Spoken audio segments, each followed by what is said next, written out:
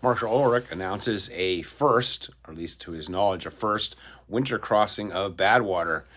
Not a big fan of Facebook, come and go on it quite often, but today I'm glad I looked at it and I saw that Marshall had posted in the Badwater 146 Facebook group about his plans on doing a Badwater crossing in the winter.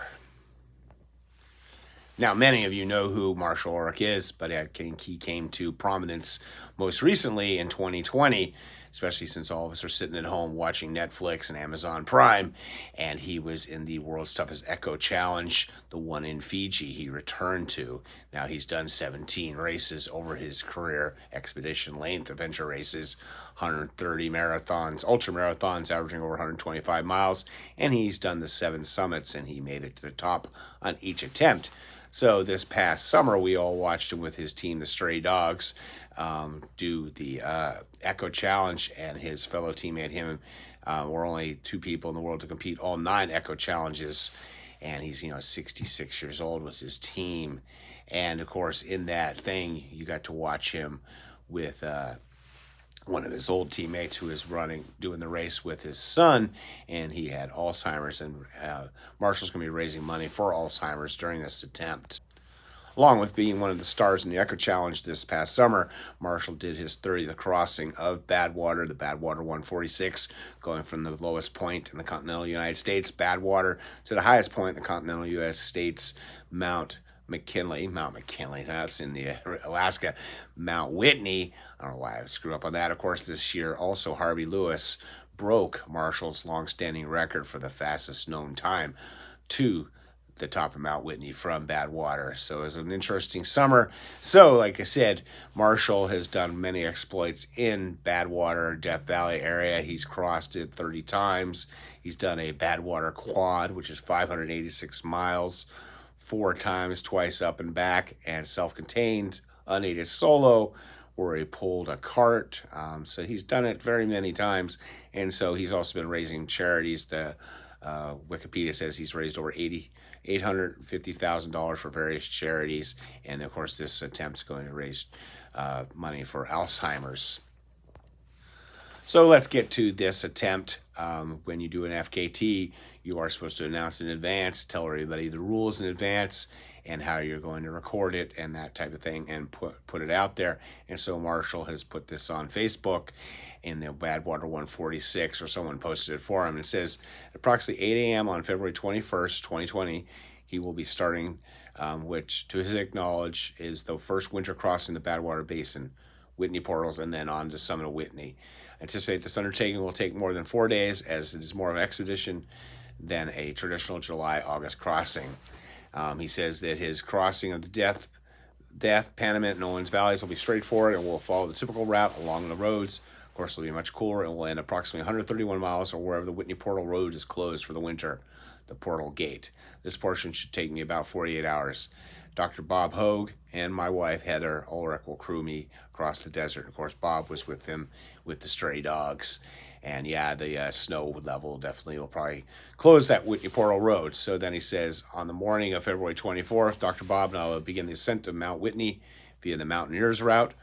We will start at the Portal Gate closure location, led by Trevor Anthes from Sierra Mountaineering International. This is a true mountaineering expedition requiring snowshoes, crampons, ropes, and ice axe. My main goal, as always, is not to establish a speed record, but to show that it can be done. As such, it will take much more time and effort than summer ascents of Whitney, and should only be attempted by experienced climbers. So yes, don't just get out there and try and do this. The plan is to establish a base camp at Upper Boy Scout Lake on the 24th, and summit sometime on February 25th. Distance from the Portal Gate to summit is about 9 miles, so the total distance for the winter crossing will be approximately 140 miles, because the Mountaineer's route is shorter, not the traditional 11 miles up, what you take when you do the traditional route. The distance from the Portal Gate is approximately 9 miles, so it'll be 100. Some will be the finish of the attempt to stop the clock on the crossing. We are successful in our summit, say at 2 p.m. on the 25th. Total crossing time should be approximately 4 days and 6 hours. We will return to base camp that afternoon, then hike out to Portal Camp the morning of the 26th. Of course, these miles / time of descent are not counted as part of the winter nor any crossing. And of course, that's what he just says here. And he's got some rules. Any winter crossing must be completed in the January-February window, since these are the opposite months of the June-July summer crossing and are two of the coldest and snowiest months of the year, and months where winter ascent of Whitney can be completed. It's interesting, a few years ago, not interesting, kind of sucked. The Death Valley got a new manager, and she decided that the race was too dangerous, and they didn't have it. So they had this alternative course where it was kind of like a T-shaped out of Lone Pine, and it went up to Cerro Gordo, and it finished up at Whitney. And I remember it was, kind of unusual and unique. And of course, now that's why Badwater now has to start at night, which actually makes the race harder. If you listen to my podcast with the Jester, he talks about the difficulties of having to start at night because the slower people end up having to run through 2 nights. But they thought, because of the heat and stuff. So why I bring this up is that T course that they were talking about a few years ago.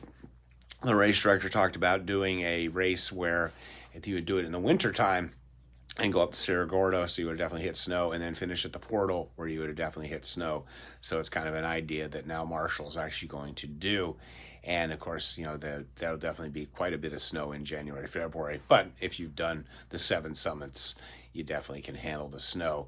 And so the route follows a typical 146-mile route along the roads from lowest point, Badwater, to wherever the portal road is closed for winter, the portal gate, then along the road to the portal, traditional 135-mile mark, whereas the Badwater officially ends because you can't do a race to the top of Whitney. It's a national park, and they do not allow races. I've talked about that with Western States and how that's why Western States only can have a couple hundred people in a race, because it runs through a national park. They kind of got grandfathered in, but no more races to the top of Whitney. From there, the route to the highest point, Mount Whitney, is via the Mountaineer's route rather than the traditional classic Whitney. Of course, he says he will carry his Garmin InReach tractor, updated every 10 minutes, which you can follow on his Charter Garmin, Marshall Ulrich. I have selected 10 minutes, as I will be moving slowly, especially on the mountain. Dr. Bob will also be wearing a tracker watch, for which I will also provide a link to before we start. And then, of course, he goes on, now for the most important part of this message. He says, I will be raising money for the Alzheimer's Association to honor my friend and racing companion and always and forever stray dog, Mark Macy. In 2019, at the age of 64, Mark Macy was diagnosed with early onset Alzheimer's. The association is conducting a huge fundraiser called The Longest Day.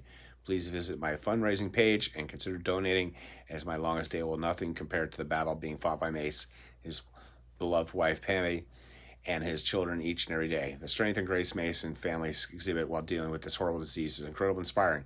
Sadly, I bet all of you know someone who's struggling with Alzheimer's. I hope you find in your heart to help with the cause, even if it's just $1 or $2. Having your support will make my winter Badwater crossing worth the effort, not just for me, but for Dr. Bob and Heather too. And I will definitely put this in the show notes, and he has the link here, which I will copy.